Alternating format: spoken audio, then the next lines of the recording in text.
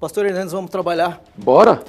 Tem Animado. 3 perguntas aqui pra gente conversar. Vamos lá. O Wagner Brianês está aqui na nossa orelha. Vamos gravar. Então bora. Ó, o Sérgio tá a postos, o Davi e o Daniel. A gente tem a maquiagem da Cris, que deixa a gente mais arrumado. Tira um pouco das rugas. Tira. A gente tem a produção da Ju, que manda as perguntas pra cá. A supervisão técnica do Jair Rodrigues. Eu espero não ter esquecido de ninguém. Eu acho que eu não esqueci, não. Não, só você e eu que estão aqui também. E tem você de casa também participando. Olha só, no programa de hoje tem a Lara, tem Kaique Nunes e o Faustino. Quer participar também? Quer fazer parte do Trocando Ideias? Mande sua participação para cá pelo e-mail trocandoideias@lpc.org.br. Bom, pastor, tá animado, pastor? Então bora. Então vamos embora. A paz do Senhor, Tiago e pastor Hernandes. Eu espero que estejam bem. Gostaria de tirar uma dúvida sobre buscar constantemente por Deus. Por exemplo, há dias que eu estou motivada para buscá-lo, né, na oração e na leitura da Bíblia. E há outros dias que eu estou desmotivada e demoro para ler e para orar. Como buscar a Deus todos os dias, ter constância, mesmo estando desmotivada? Deixa eu fazer uma colocação simples para ajudar. Por exemplo, o estudante. É todo dia que ele está super animado para levantar cedinho, tomar um banho no inverno para ir para a escola. Tem dia que ele não está com vontade, porque é na cama, mas ele vai. Por que vai? Compromisso. Todo dia, você está muito animado para ir para o trabalho. Tem dia que você vai porque é compromisso. Nós não somos guiados por emoções, nós somos guiados por compromisso. Então, as coisas de Deus são da mesma forma. Tem dia que você está com o coração derramado. Tem dia que você vai porque tem compromisso dia. Quantas vezes eu já fui para a igreja doente. Meu corpo queria ficar na cama. E quando eu ia, Deus, pela sua bondade, refazia minhas forças, renovava meu vigor, minha paz, minha alegria. Ontem mesmo, hein? Deixa eu contar uma historiazinha, o contrário. Aí já é piada, eu acho. Mas vamos lá, é piada santa. O cidadão foi acordado, domingo, a mãe acordando o carro, levanta, mãe, eu quero ficar na cama, levanta, hoje é domingo. Eu falei, mas eu não estou querendo levantar da cama. Me dê pelo menos 3 razões para eu levantar, mamãe. Primeiro, que hoje é domingo. Segundo, que você é o pastor da igreja. Terceiro, que o povo já está lá te esperando. Não precisaria nem da terceira. Então, se você um dia estiver desanimada, um coração assim está apertado, leia a Bíblia, ore, como você toma refeição todo dia. Tem dia que você come, porque você sabe que você precisa, o seu corpo não está tendo apetência para isso. Mas você come, porque você sabe que você precisa cuidar do seu corpo. As coisas de Deus estão do mesmo jeito. Não espere vontade, faça e a vontade chega. Ontem mesmo eu estava acompanhando o senhor lá no Conexão com Deus, o pastor Hernandes voltando de viagem ontem, né? Pegou o microfone no púlpito, a voz dele estava meio fraca, depois ele foi lendo o texto, se empolgou e seguiu firme. E eu estava com muito sono. Porque 8 horas da noite, eu estava na minha realidade, 1 hora da manhã. Vamos dizer, o seu corpo, se passa uma semana, 10 dias, 15 dias, num fuso horário, a sua mente já programa para aquele horário. Então, quando você volta, e é 8 horas da noite, mas na sua cabeça está 2 horas da manhã, o seu corpo está pedindo cama. Mas compromisso. Eu podia dizer, olha, toca o barco aí, hoje eu cheguei, estou cansadão, e bota eu para pregar. Compromisso é uma coisa importante. E quando você cumpre um compromisso, Deus renova a sua força, Deus renova o seu vigor. Os que esperam no Senhor são como a águia, né? Sobem com asas como águias, correm, não se cansam, caminham e não se fatigam. O senhor acha que ter um lugar específico, ter um horário, ter um livro de devocional, um caderno para anotar as orações, isso ajuda também? Ajuda. Para quem tem esse privilégio, por exemplo, que não viaja muito, está todo dia dormindo na mesma cama, acordando no mesmo horário, ter o seu espaço assim, um local próprio para você ler a Bíblia e orar, isso é uma grande bênção, uma grande bênção. Tá aí, Lara, espero que a gente tenha ajudado nesse sentido. Kaique Nunes, pastor Hernandes, qual das 95 teses de Lutero o reverendo acredita que foi a mais importante para a reforma? Ok. Bom, eu não sei precisar, Tiago, qual foi a mais importante. Eu já li todas elas, mas eu acho que o que é importante aí é o conjunto. Inclusive, algumas dessas teses que hoje, você sabe, mereceriam reparo. Mas o que foi importante foi que, naquele momento em que a reforma estava madura, porque começa lá no norte da Itália, no século XIV e XV, com a Renascença. Depois vem os pré-reformadores. A reforma já estava na hora de acontecer. Qual foi o gatilho? O gatilho foi quando o Papa Leão X, buscando recursos para a construção da Basílica de São Pedro, manda Johannes Tetzel para a Alemanha para vender perdão de pecados, para vender indulgências. E ele pregava e dizia, cada moeda que cair no gasofilácio, o Papa assina uma bula vendendo 1 ano, 5 anos, 10 anos de perdão, e assinava a bula. Então você comprava do Papa perdão de pecados. E dizia mais, você ama seu avô, você ama sua avó, você ama seu pai, você ama sua mãe, que já morreram? Pois é, você pode ajudá-los. A moeda que caiu no gasofilácio é mais uma alma que pula do purgatório para o céu.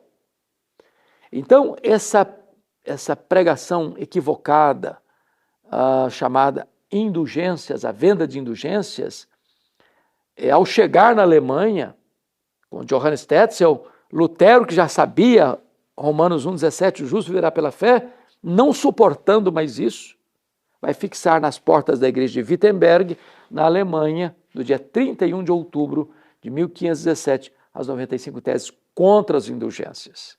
Ele fez isso no dia 31 de outubro, porque dia 1º de novembro era o dia de Todos os Santos, e a comunidade toda ia para a igreja, e o mural da igreja era o jornal do dia. Ali as pessoas se informavam.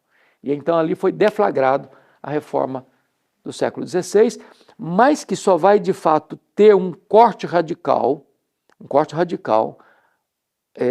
4 anos depois. 4 anos depois, na Dieta de Worms, diante do imperador Carlos V, diante das autoridades eclesiásticas, quando ele é convocado para renunciar aos seus escritos. E ele afirma então, a não ser que vocês me convençam pelas escrituras que eu estou errado, eu não posso renunciar. Porque não é justo nem honesto um homem agir contra a sua consciência. Aqui eu fico, aqui eu me estabeleço. E que Deus me ajude. Ali foi o corte radical, ele diz, não dá mais para reformar a igreja, é preciso ter um rompimento. E então consolida a reforma protestante do século XVI. Perfeito. Pastor, vamos falar sobre Trindade agora. Ok. A participação do Faustino. Pastor Hernandes, a doutrina da Trindade é pouco ensinada nas igrejas, talvez por se achar que tem pouco proveito prático para a vida da igreja. Como ajudar os pregadores a pregar sobre essa gloriosa, porém difícil doutrina e que aplicações práticas tem para a igreja? Bom, primeiramente, há muitos que hoje negam a doutrina da Trindade. E vale destacar que os concílios, Tiago, foram tratando dessa matéria ao longo dos séculos. Primeiramente, o primeiro concílio geral da igreja acontece em Niceia, que é uma cidade da Turquia hoje. No ano 325, convocada por Constantino, para rebater as teses heréticas de Ário, que era lá de Alexandria, dizendo que Jesus não era coigual, coeterno e consubstancial com o Pai. E nesse concílio, Atanásio derrota as teses de Ário, e então tem a afirmação do credo niceno.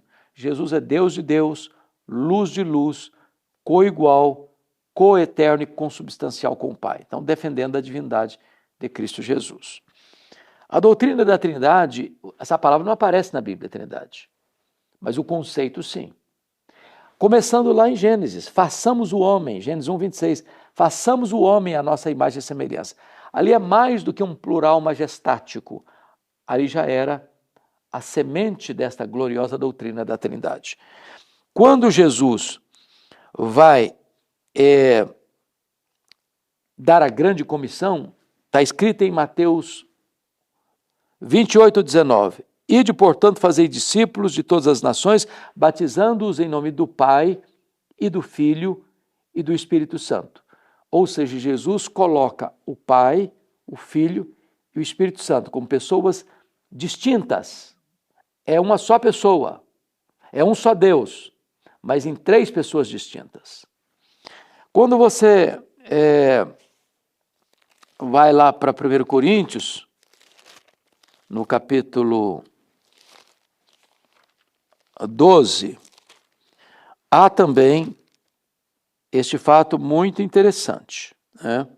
Está para nós definido que você tem o Pai, você tem o Espírito, você tem a segunda pessoa da Trindade, né? Por exemplo, capítulo 12, verso 4. Ora, os dons são diversos, mas o Espírito é o mesmo, Espírito com maiúsculo, falando do Espírito Santo. E também há diversidade de serviços, mas o Senhor é o mesmo. Senhor aqui é uma referência a Jesus Cristo. Versículo 6. E há diversidade nas realizações, mas o mesmo Deus, referindo-se ao Deus Pai, é quem opera tudo em todos. Então, nesse texto, Paulo reafirma a doutrina da Trindade. Mas, tem outros textos, mas eu vou para aquilo que talvez seja o texto mais específico.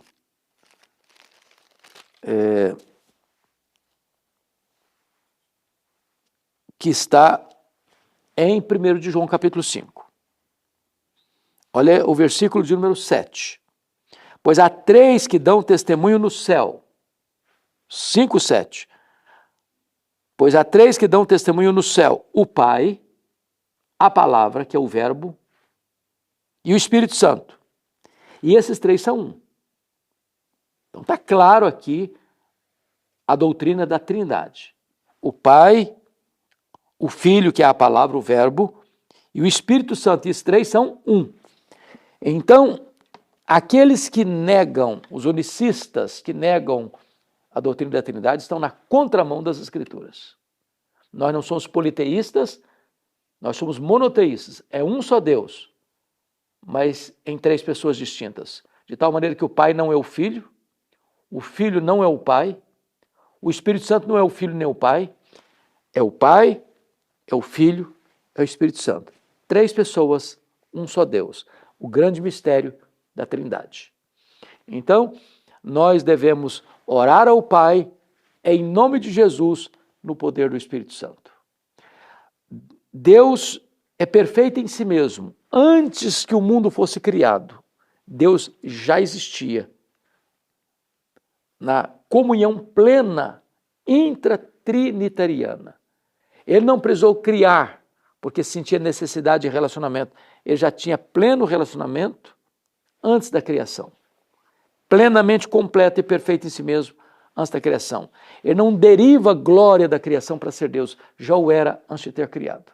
Mas criou todas as coisas para o louvor da sua glória, para o bem dos seus filhos, para o deleite da sua criação. Então, essa doutrina precisa ser, primeiramente, conhecida, segundo, vivenciada, terceiro, proclamada. Assim como você pergunta agora como é que isso se torna prático. Então vamos lá. Na oração sacerdotal de Jesus, João 17, ele vai fazer a seguinte colocação. Olha que coisa interessante. Pai, a minha vontade é que onde eu estou estejam também os que me deste. Então, é o Filho conversando com o Pai. Para que vejam a minha glória, que me conferiste, porque me amaste antes da fundação do mundo. Então veja você que a relação entre pai e filho já existia antes da fundação do mundo. Pai justo, o mundo não te conheceu, Eu, porém, te conheci, e também estes compreenderam que tu me enviaste. Então, o Pai envia o Filho. Primeira pessoa, segunda pessoa. Eu lhes fiz conhecer o teu nome, e ainda o farei conhecer, a fim de que o amor com que me amaste esteja neles, e eu neles esteja. O que é que Jesus está dizendo aqui, dentro da doutrina da Trindade? Que a mesma relação de amor entre o Pai e o Filho e o Pai, Jesus está orando para que este amor seja experimentado e vivenciado entre os irmãos. Ou seja, a Trindade sendo exemplo e modelo para os cristãos no que tange a relação de amor. Então, é prático. Precisamos pregar isso. Tá aí. A escola bíblica da semana está feita, está em dia. Ou de casa, a gente quer que você conheça a Igreja Presbiteriana de Pinheiros. Para você que não acompanha ainda, você pode fazer isso da sua casa, sabia? É possível acompanhar todos os cultos ao vivo, porque tem na IPP TV. Exatamente. Além de toda a programação muito boa que a IPP TV tem, você pode acompanhar os cultos. No domingo são 4 cultos, certo, pastor? Nós temos culto às 8 da manhã, escola bíblica às 9h30, culto às 11 da manhã, culto às 17 horas e culto às 19 horas. 4 cultos em uma escola bíblica, todo domingo. Pois é, mas se você está em São Paulo ou está passando por São Paulo, é muito mais legal ir presencialmente no culto, né? Então, Avenida Doutora Ruth Cardoso, 6.151. A gente espera você presencialmente no culto, venha conhecer a gente, né? Dar um abraço no pastor Hernandes, no Arival, nos demais pastores. Mas você estando fora de São Paulo, você pode acompanhar toda a programação da igreja pela IPP TV, certo? Certíssimo. Feito por hoje. Está na hora de ir? Tá na hora. Então vamos dar um tchauzinho? Abraço, gente, e até a próxima, se Deus quiser. Tchau, tchau.